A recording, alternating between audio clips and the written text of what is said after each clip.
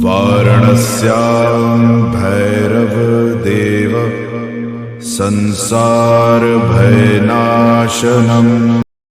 ओम श्री काल भैरवाय नमः। जय भैरव दर्शकों, स्वागत है आप सभी का बावन भैरव ज्योतिष पर। दर्शकों, आज हम बात करेंगे दुर्गा सप्तशती पाठ नियम के बारे में।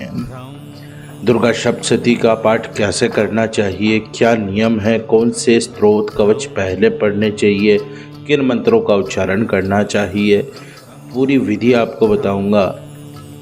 और छोटी छोटी गलतियों के बारे में भी आपको बताऊंगा जो आप सामान्य समझकर उनको नज़रअंदाज कर देते हैं और वो गलतियां बाद में बुरा प्रभाव देती हैं। तो वीडियो को प्रारंभ करते हैं। उससे पहले यदि अगर अभी तक बावन भैरव ज्योतिष को सब्सक्राइब नहीं किया है तो इसे सब्सक्राइब करें। साथ ही बावन भैरव ज्योतिष के फेसबुक और इंस्टाग्राम के ऑफिशियल पेज को भी आप फॉलो करें ताकि नई वीडियो की जानकारी आपके पास तुरंत आ सके। तो शुरुआत करते हैं दुर्गा सप्तशती पाठ नियम के बारे में। दर्शकों, बहुत से मेरे ऐसे दर्शक हैं जो नवरात्र में साधनाएं कर रहे हैं और साधनाओं के मैं वीडियो भी लगातार दे रहा हूं। 3 साधनाओं के बारे में मैं बता चुका हूं 10 महाविद्याओं में से, और चौथी वीडियो भी बहुत जल्द आएगी। लेकिन बहुत से दर्शक हैं जिन्होंने कमेंट के माध्यम से सवाल पूछे थे। पिछले वर्ष के भी काफ़ी कमेंट है। फ़ोन पे लोग कहते हैं कि गुरुदेव दुर्गा सप्तशती का पाठ करते हैं लेकिन इस प्रकार से फल मिलते हैं या फलीभूत नहीं होता है, नुकसान हो रहा है, या कोई नवरात्र में दुर्गा सप्तशती पढ़ना चाहता है लेकिन ज्ञान बिना कैसे पढ़े। लोगों से सुन रखा है कि भाई सप्तशती दुर्गा सप्तशती के पाठ करें तो फिर नियम करने होते हैं। तो वो नियम क्या है, उनके बारे में मैं आपको आज इस वीडियो में बताता हूँ। 10 मुख्य बातें बताऊँगा, वो बातें आप ध्यान रखो तो कोई भी गलती की गुंजाइश नहीं है और आपको इसका अच्छा ही फल मिलेगा। घर में सुख शांति रहेगी और तरक्की होगी, खुशहाली आएगी, मंगल ही मंगल होगा। सप्तशती का पहला नियम। सप्तशती का आप 9 दिनों में अगर आप पाठ करें नवरात्र में तो अर्गला, कीलक और कवच अवश्य पढ़ें। अर्गला, कीलक, कवच तीनों पढ़ेंगे तभी सप्तशती का जो पाठ है वो पूर्ण माना जाएगा, अन्यथा वह अधूरा माना जाता है। अगर एक से अधिक पाठ आपने करने हैं, आपने एक से अधिक पाठ का संकल्प लिया है, तो फिर यह जो 3 चीज़ें हैं अर्गला, कीलक और कवच, तीनों ही आप एक बार ही पढ़ें, वो मान्य होगा।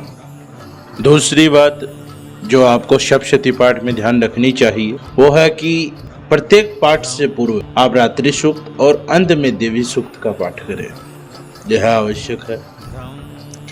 तीसरी बात, सप्तशती के बाद नरवाण मंत्र का 108 जाप आवश्यक है। यह हर एक पाठ पर लागू होता है। सप्तशती अगर आप पाठ करें तो नरवाण मंत्र का भी 108 का आप जाप करें, चाहे किसी भी माला से करें। हाँ, संस्कारित होनी चाहिए माला आपकी।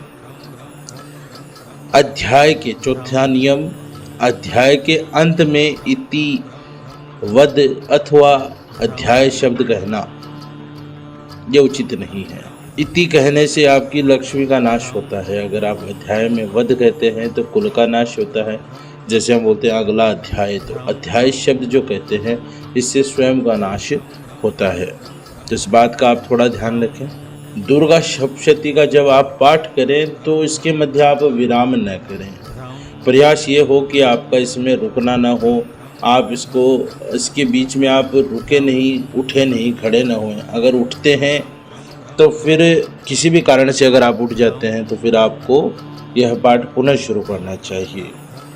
यह नियम होता है। ऐसा नहीं है कि उठ के आए और 1 घंटे से आए वापस वहीं से पाठ पढ़ना शुरू कर दिया, ऐसे नहीं करना है। ये गलतियां नुकसान करती हैं। छठी बात, सप्तशती का पाठ जब आप करें तो पुस्तक को हाथ में न लेकर और सामने आप किसी पटरे पे, चौके पे रख लें जिससे पाठ पढ़ने में आसानी हो। सिर हिला हिला करके आप पाठ न करें। कई लोग हैं हिलते हिलते जाप करते हैं, पाठ करते हैं, ऐसे नहीं करना है।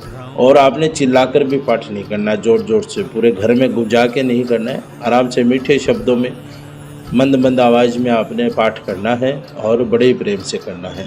जब सप्तशती का आप पाठ करें तो अध्याय 1, अध्याय 4, अध्याय 10 और अध्याय 13 केवल ये 4 अध्याय ऐसे हैं जिनके अंत में अगर आवश्यक है तो आप आसन छोड़ सकते हैं कुछ समय के लिए, अन्यथा आप आसन न छोड़ें। बहुत से लोग हैं जो आसन छोड़ देते हैं। लघु शंका दीर्घ शंका के लिए अभी पाठ पढ़ना चालू किया, लघु शंका या दीर्घ शंका महसूस हुई तो उन्होंने पाठ बीच में छोड़ दिया। ऐसे आपने नहीं करना है। आप जो मैंने 4 अध्याय बताए हैं इनके बीच में आप उठ करके लघु शंका करके आ सकते हैं।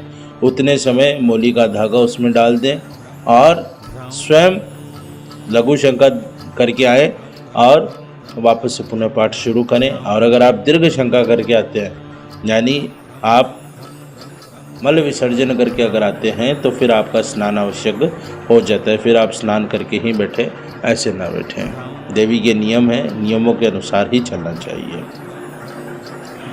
8वीं बात, जब भी आप सप्तशती का पाठ करें, सप्तशती की पुस्तक को आपने प्रणाम करना है और समाप्ति पर भी आपने प्रणाम करना है। यानी जब आप पाठ शुरू करें तब भी आप माथे से लगा करके उन्हें प्रणाम करें, हाथ जोड़कर प्रणाम करें, और जब समाप्त हो जाते हैं तब पुस्तक का और जिस आसन पर बैठ के आपने यह पाठ किया उस आसन को भी आपने प्रणाम करना है, उसकी भी आपने आशीर्वाद लेना है।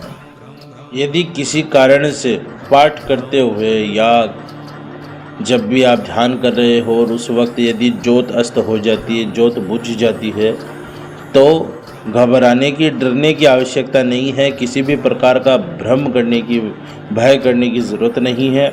नरवाण मंत्र का जाप करते हुए 7 बार आप दंडवत प्रणाम करें देवी को और नरवाण मंत्र का जाप करते हुए पुनः ज्योत प्रज्वलित कर लें। इसमें कोई आपका नुकसान नहीं है और कोई डर नहीं है। 10वीं और अंतिम बात, हवन अनुष्ठान और विसर्जन आपने 10वीं के दिन ही करना है। इस बात का आप ध्यान रखें। आपकी जो दुर्गा हो वो दक्षिण मुख हो, पूर्व मुख हो या पश्चिम में हो, बस आप ये ध्यान रखें कि उत्तर मुख ना हो, और उत्तर मुख होकर आप पाठ भी ना करें। और नरवाण मंत्र का हवन घी से ही करना चाहिए। जिस दिन आप हवन अनुष्ठान करें उस दिन आपने जो हवन करना है वो घी से ही करना है। तिल, जो शक्कर और अन्य हवन सामग्रियों का प्रयोग कर सकते हैं, लेकिन मुख्यतः आपने घी से ही हवन करना है।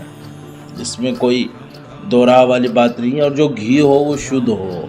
आप प्रयास ये करें कि देखो, गांव में तो जो लोग होते हैं वो घी मंगवा लेते हैं, व्यवस्था हो जाती है। शहरों में मिलना थोड़ा कठिन है, लेकिन अगर व्यवस्था करते हैं तो शहरों में भी मिल जाता है।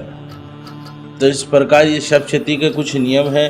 और अंतिम बात, सप्तशती के जब आप पाठ करें तो प्रयास ये रहे कि आप जो संस्कृत आते हैं उसमें आप पाठ करें, हिंदी में ना करें।